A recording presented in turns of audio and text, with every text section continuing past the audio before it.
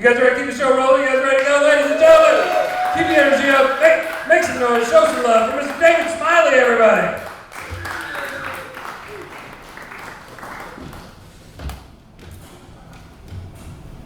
Oh my goodness. This is my first time here at Electric Hall, so yeah. Maybe one day I'll be a friend of the room. I can always hope for that, right? I hang out and do this and that. So any other boomers here? Am I the only boomer?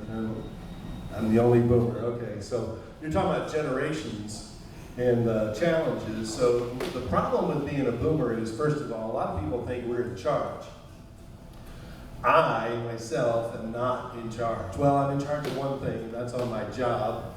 I'm a project manager for a software company by day.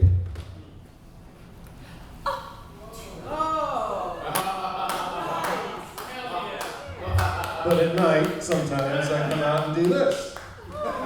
So yeah, that was my uniform for daytime. Now it's time to get out and have a little fun. So I'm 66 years old.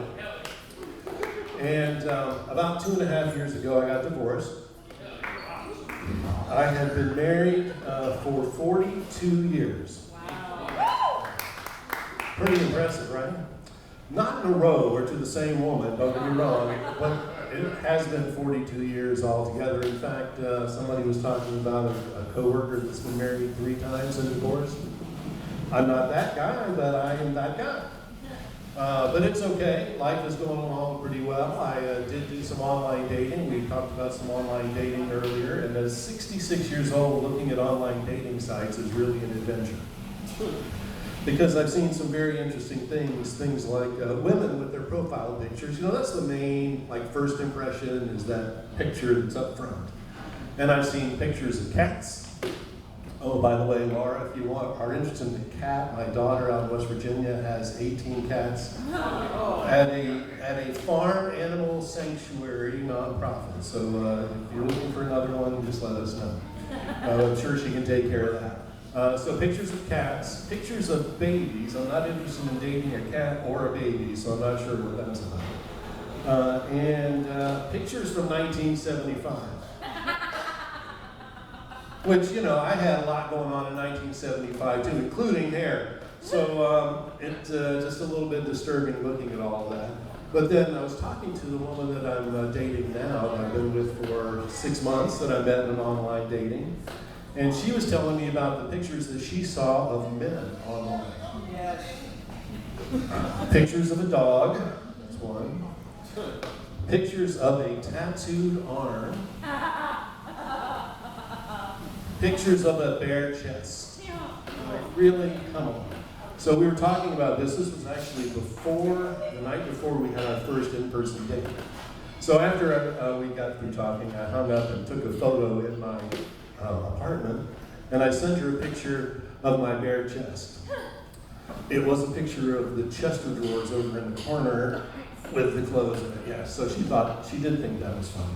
But not everything, when you have a sense of humor, or you at least think you do, not everything gets translated well and comes across well to someone you might be interacting with. So for example, I was dating a woman, this has been years ago now, and we've been dating for a couple months, and then one night, she said those 3 words.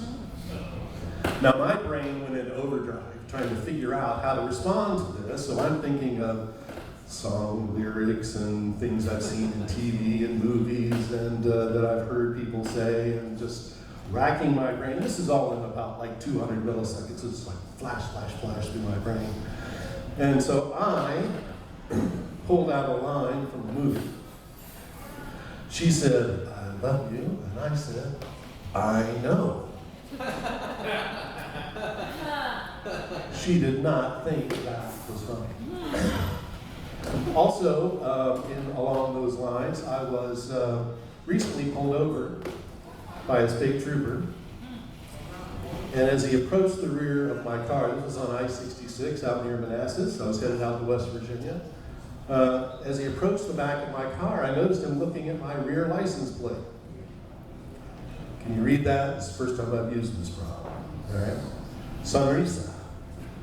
I live in Annandale, Virginia, where there's a lot of minorities, a lot of Asian communities there, and also Hispanic. And Sonrisa is Spanish for smile. And some of my Spanish-speaking friends call me Señor Sonrisa. So I added on the top of my license plate, Señor. So this police officer, this state trooper, comes walking up behind my car. I can see in the rear view camera, and he looks at my rear license plate. And he walks around past me. I have the windows down, tended to. He walks past me, he goes to the front, looks at the license plate, and he comes back around and he says, "Sir, why did you put that on your license plate on the back?" And in my head, I'm thinking, because I thought it was funny, I thought it was interesting, I thought it was clever. But what I said was, nothing. And he said, "You know, I can cite you for defacing property of the state of Virginia." And in my head, I thought, well, first of all, I'm not sure if that's the definition of defacing. I didn't look it up, but anyway. Secondly, it is the Commonwealth Virginia, but I have to give him a little bit of pass because he is a state trooper after all, so okay, fine. And then I had researched it, and my understanding was that you can't pull me over for that. You could pull me over for something else and ticket me for that. But it sounded like something that he wasn't going to be in the mood to hear, because I'm pretty much sure that he would not think that that was funny. But that's my time. Thank you so much. It's pretty great.